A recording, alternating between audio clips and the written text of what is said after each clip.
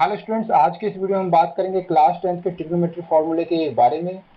लेकिन वीडियो को स्टार्ट करने से पहले मैं आपको बता देना चाहता हूं कि ट्रिग्नोमेट्री फॉर्मूले को आज मैं जिस वे में लिखवाने वाला हूं, उस वे में आप जैसे ही आप देखेंगे कि किस वे में ट्रिग्नोमेट्री फॉर्मूले को लिखना चाहिए और उसी वे में अगर आप याद करेंगे तो मुझे आशा है कि वो ट्रिग्नोमेट्री फॉर्मूले आपको हमेशा के लिए याद हो जाएंगे। तो वीडियो को बिना डिले करते हुए आज का टॉपिक एक बार फिर से स्टार्ट करते हैं। देखिए, ये एक राइट एंगल ट्रायंगल है और इस राइट एंगल ट्रायंगल में लेट कर लीजिए कि मान लीजिए कि ये जो एंगल है वो आपका थीटा है, ठीक है। अब सबसे पहले ट्रिग्नोमेट्री फॉर्मूले को स्टार्ट करने से पहले आपको समझना होगा कि राइट एंगल ट्रायंगल में परपेंडिकुलर बेस और हाइपोटेन्यूज का कॉन्सेप्ट क्या है। तो देखिए, ये आपका एंगल थीटा है और थीटा के अगर सामने की मैं बात करूं यानी कि अपोजिट साइड की बात करूं तो ये जो होगा ये आपका होगा परपेंडिकुलर। क्या होगा? Perpendicular, right. और जो नीचे यहाँ पर साइड होगा इसे बोलते हैं बेस। हमेशा याद रखें। तो हमेशा ध्यान देने वाली बात क्या है कि एंगल के सामने का जो साइड्स होगा राइट एंगल ट्रायंगल में वो आपका परपेंडिकुलर होगा, ये आपका बेस होगा एंड ये जो होगा ये जो थर्ड साइड है ये आपका होगा हाइपोटेनस, ठीक है। ये आपका होगा हाइपोटेनस, ठीक है।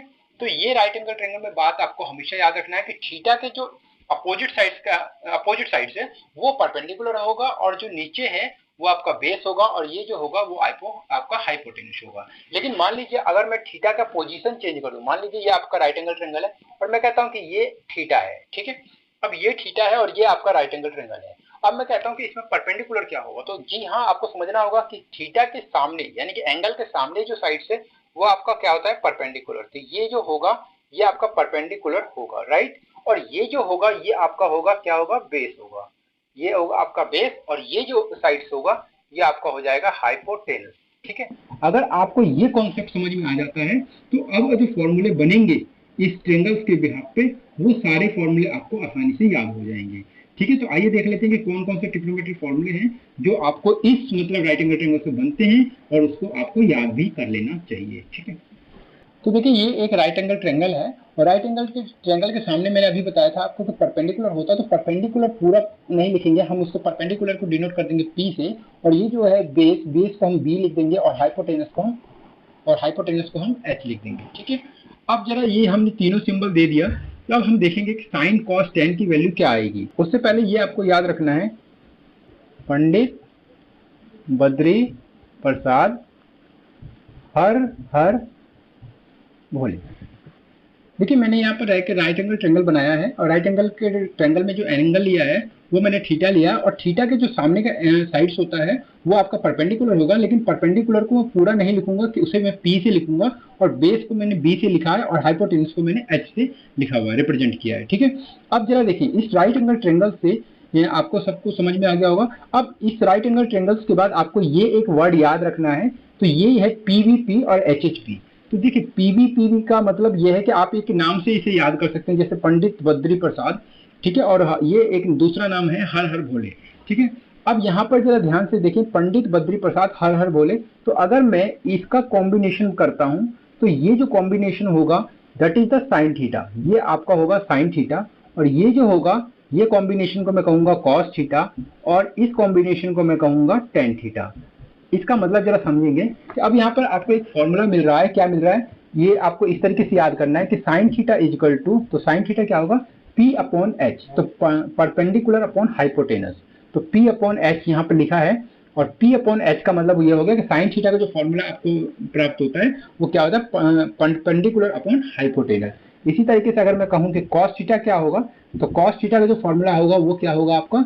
B अपॉन H यानी कि बेस अपॉन हाइपोटेनस और टेन थीटा का जो फॉर्मूला होगा वो आपका होगा परपेंडिकुलर अपॉन में बेस। तो साइन थीटा का हमने फॉर्मूला देख लिया, कॉस थीटा का फॉर्मूला देख लिया और टेन थीटा का फॉर्मूला देख लिया, ठीक है। अब जरा देखें, अब आप कहेंगे कि अगर मैंने ऊपर से देखा तो साइन कॉस टेन देखा, अगर मैं नीचे से बात करूं यानी कि पहले हमें हाइपोटेनस अपॉन परपेंडिकुलर लिखूं तो क्या होगा? तो इस केस में इसका नाम होगा आपका कॉसेक थीटा और ये आपका होगा सेक थीटा और ये जो होगा ये आपका हो जाएगा कॉट थीटा, ठीक है। तो इसको आप कैसे नोट करेंगे जरा ये मैं आपको बताता हूं। तो देखिए, कॉसेक थीटा, अब आप क्या लिखेंगे? कॉसेक थीटा, तो कॉसेक थीटा के केस में आपको ऐसे लिखना है H अपॉन P। तो H अपॉन P का मतलब क्या है? हाइपोटेनस अपॉन परपेंडिकुलर, ठीक है। अब आपको लिखना है सेक थीटा। तो सेक थीटा के लिए आप क्या करेंगे, आपको डिनोमिनेटर की साइड से लिखना है, तो आपको पहले एच लिखना है और अपॉन में क्या करना है, बी कर देना है। तो ये आपको एच अपॉन बी आपका सेक थीटा का फॉर्मूला हो गया। और कॉट थीटा का जो फॉर्मूला होगा वो क्या होगा, उसे भी देख लेते हैं। तो कॉट थीटा का जो फॉर्मूला होगा वो आपका होगा बेस और अपॉन परपेंडिकुलर। तो आप देख सकते हैं कि ये सारे फॉर्मूले, पहले हमने 3 फॉर्मूले देखे थे और ये 3 फॉर्मूले ये हो गए। तो वन ये आपका 4th नंबर है, तो ये 5th नंबर है और ये 6th नंबर, और पहले जो मैंने 3 बताए वो फर्स्ट सेकंड थर्ड होगा। ठीक है, तो इस तरीके से हमने 6 फॉर्मूले देख लिए हैं।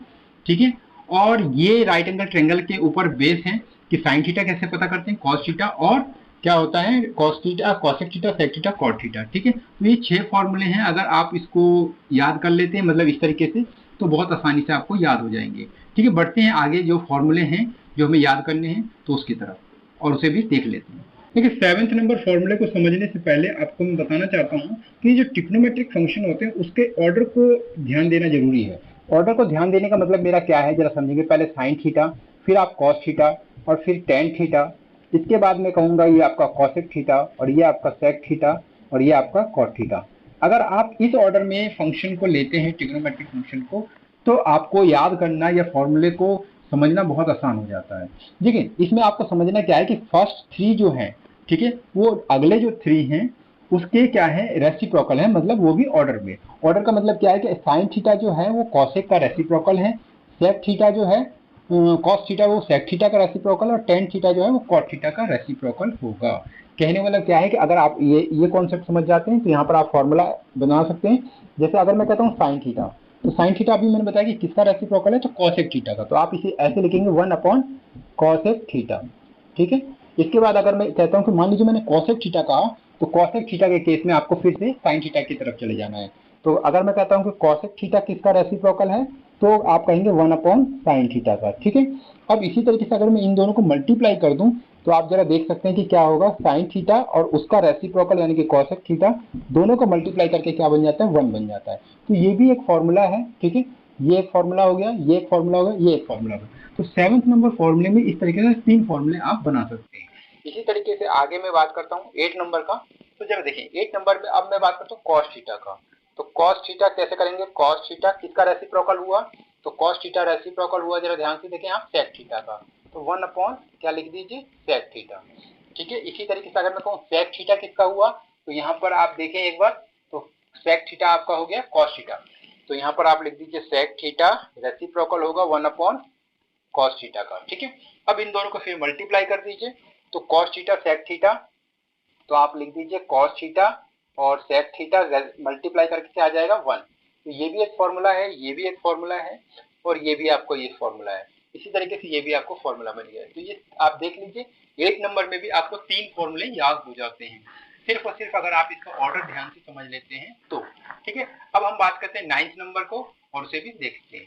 देखिए अगर मैं 9th नंबर फॉर्मूले की बात करूं तो यहाँ पर आता है टेन थीटा। तो टेन थीटा किसका रेसिप्रोकल है, कॉट थीटा का। तो आप क्या लिखेंगे, टेन थीटा जो रेसिप्रोकल है वो किसका है, कॉट थीटा का। ठीक है, अब इसी तरीके से अगर आप कॉट थीटा की मैं बात करूं तो क्या लिखेंगे, 1 अपॉन टेन थीटा।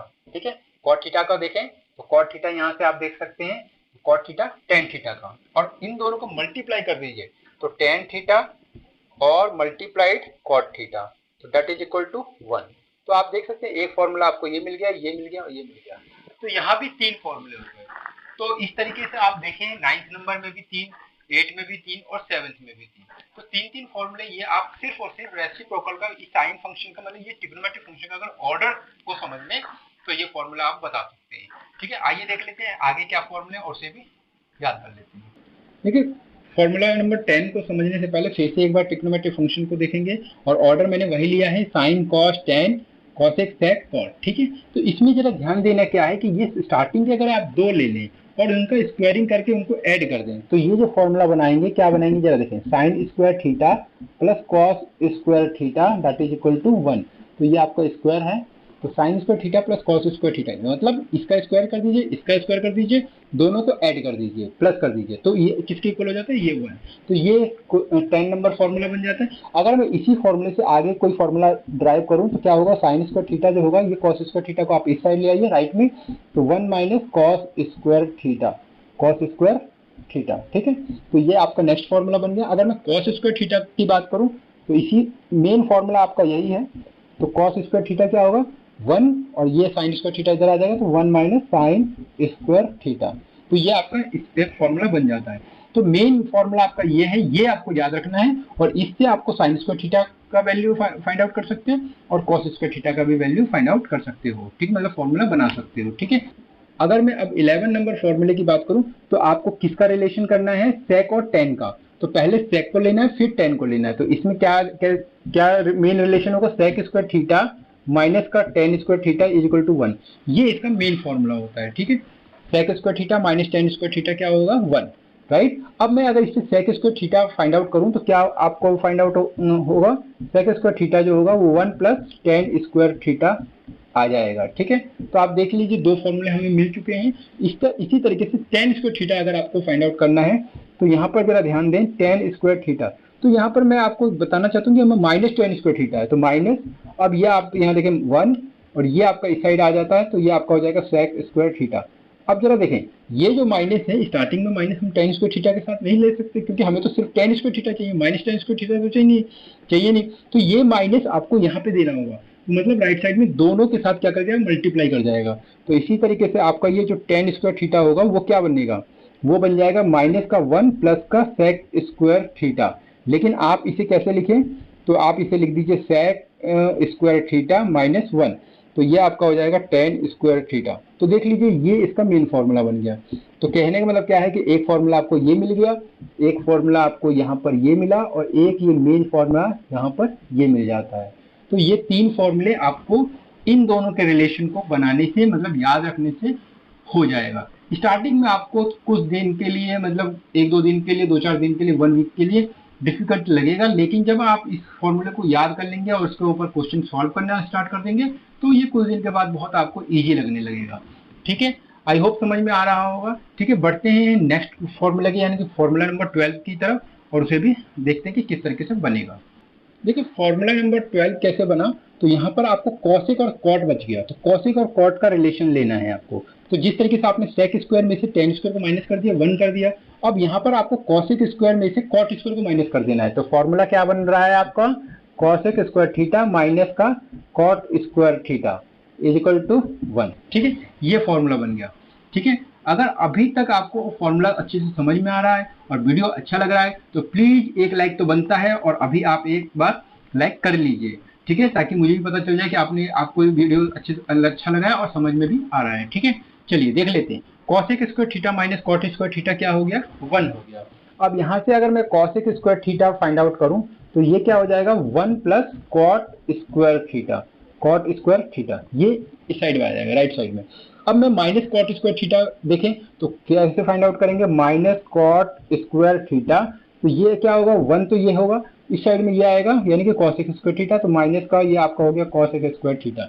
अब क्योंकि हमें यहाँ माइनस तो चाहिए नहीं तो ये माइनस हम इसे दे देंगे, तो यहाँ पर क्या हो जाएगा, cot square theta is equal to -1 plus cosec square theta, ठीक है। अब ये क्या बन जाएगा जरा देखें, तो ये आपका कॉट स्क्वायर थीटा जो होगा ये आपका हो जाएगा कॉसेक स्क्वायर थीटा -1, तो ये जो हो जाएगा क्या हो जाएगा, कॉसेक स्क्वायर थीटा -1। तो ये इसका एक मेन फॉर्मूला और आ गया हमारे पास, एक फॉर्मूला आपके पास ये आ चुका है, और सबसे जो मेन फॉर्मूला है जिससे आपको ये दोनों फॉर्मूले ड्राइव करना है वो ये हो गया, तो 1, 2 एंड 3। तो ये फॉर्मूला नंबर 12 से हमने ये 3 फॉर्मूले देख लिए, ठीक है। आई होप समझ में आ रहा हो, ठीक है। अब देख लेते हैं फॉर्मूला नंबर 13 क्या कहता है और उसे भी समझते हैं। फॉर्मूला नंबर 13 कैसे समझेंगे, ये जो फॉर्मूला नंबर 13 है ये आपका फॉर्मूला है 90 डिग्री माइनस थीटा, ठीक है, रिलेटेड फॉर्मूला, यानी कि कॉम्प्लीमेंट्री एंगल फॉर्मूला, ठीक है। अब ये फॉर्मूला क्या होगा, जैसे मैं बात करता हूँ जरा समझे, अगर मैं कहता हूँ कि साइन 90 डिग्री माइनस थीटा ये क्या होगा, तो यहाँ पर इन दोनों को मैंने पहले भी कहा था कि आपको रिलेट करना है, तो रिलेट किया था, तो साइन स्क्वायर कॉस स्क्वायर तब जाके 1 बनाया। तो इसी तरीके से आप इसमें उसी फॉर्मूले को आप इसमें देखें तो sine 90 degree minus theta is equal to आपका आंसर आ जाएगा कॉस थीटा।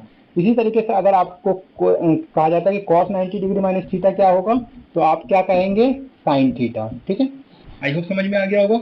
अब मैं बात करता हूँ टेन थीटा का, तो लेकिन टेन का रिलेशन आपने सेक से बनाया था, लेकिन वो रिलेशन यहाँ पर काम नहीं आएगा।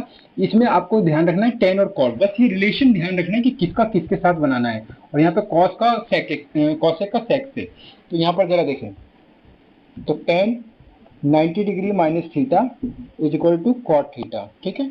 और यहाँ पर ये आपका होगा cot 90 degree minus theta is equal to क्या हो जाएगा, tan थीटा, ठीक है। tan 90 डिग्री कॉट, अभी आपको मैंने बताया tan का कॉट से रिलेशन बनाना है और कॉट का बन जाएगा फिर tan से, ठीक है। अब आपको कॉसेक थीटा की मैं बात करता हूँ, तो यहाँ पर आप क्या करेंगे, cosec 90 degree minus theta is equal to क्या हो जाएगा, सेक थीटा। और यहाँ पर अगर मैं बात करूँ सेक 90 डिग्री माइनस थीटा, सेक 90 डिग्री माइनस थीटा, तो ये आपका हो जाएगा कॉसेक थीटा, ठीक है। 40 नीचे कह सकते हैं और ये 15 मेरे हिसाब से ये भी कह सकते हैं, ठीक है। देखिए अगर मैं 16 नंबर फॉर्मूला की बात करूं तो एक फॉर्मूला इसमें ये भी यूज होता है, साइन थीटा जो होता है वो टेन थीटा जो होता है वो sine theta upon cos theta होता है। और अगर मैं कॉट थीटा की बात करूं तो वो इसी से आ जाता है, इसका उल्टा कर दीजिए क्योंकि टेन का उल्टा कॉट होता है, कॉट का उल्टा टेन, तो यहाँ भी उल्टा कर दीजिए, तो ये आपका क्या हो जाएगा, कॉस थीटा अपॉन में क्या हो जाएगा, साइन थीटा, बस, ठीक है। यही 16 फॉर्मूले हैं जो 10th में यूज होते हैं। और अगर इस फॉर्मूले को आपने याद कर लिया तो ट्रिग्नोमेट्री आपको बहुत आसान लगने लगेगी और आप आसानी से इसके क्वेश्चन सॉल्व कर पाएंगे।